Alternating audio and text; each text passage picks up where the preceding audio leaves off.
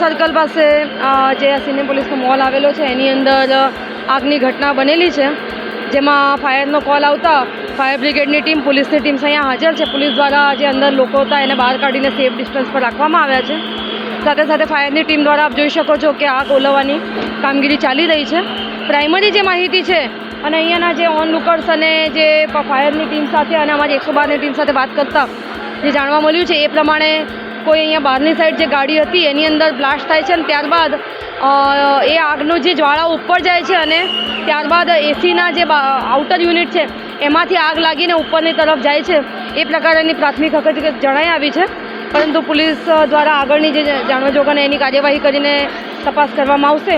પણ હાલમાં અત્યારે કોઈ જાનહાનિ છે નથી અને કોઈ પણ પ્રકારનું અત્યારે આજે બહારની તરફ આગ લાગેલી છે એટલે અંદરની તરફ કોઈ બીજું સળગવાના કે એવો કોઈ અત્યારે ઇનપુટ નથી, પરંતુ અમારી અલગ અલગ ટીમ્સ જઈને ઉપર જઈને ચેક કરી રહી છે.